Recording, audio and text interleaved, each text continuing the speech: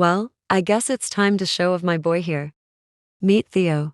He is a stalker slasher character I originally created in 2024 as a Halloween character. In his lore, back in high school, he used to be a jackass jock that always picked fights with anyone and everyone, including his own football teammates. One of these fights after school, the two kids he was going to fight had a thing of alcohol. In the lore, it was originally a gasoline can, but it wouldn't make much sense if they had a can of gasoline and set him on fire, while accidentally setting the school ablaze as well.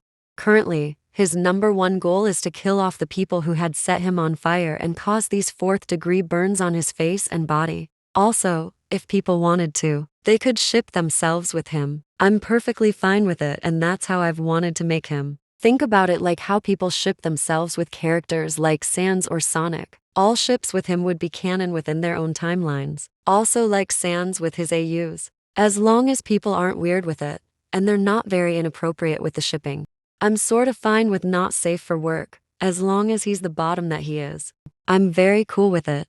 Headcanons are 100% allowed. I love people making headcanons of people's OCs, and I'd love to see some for Theo. Full story. It was back in November 12th of 2018. Theo and a few of his buddies were messing around with the jocks of the football team when Theo specifically was challenged to a fight behind the gym. Theo, being the egotistical jackass he was back then, decided to take them up on their challenge. After 5th period, Theo walked there, setting up his pocket knife ready to fight anyone. But this fight resulted into him being doused in alcohol and lit aflame, along with the school and himself. Everyone thought he died that day, but he dropped onto the grass, rolled around in the dirt, trying to get any flames off of him. It worked, but he had severe 3rd and 4th degree burns. He ran into the woods, staying there for maybe 2 weeks before finally being able to walk into a hospital. His father was called and was heavily reprimanded by him. Once he was decently healed besides his eye that needed to be removed, and he can't see out of it, he was able to leave and go home. When he was home, his dad abused him, punching the newly removed eye. And out of anger,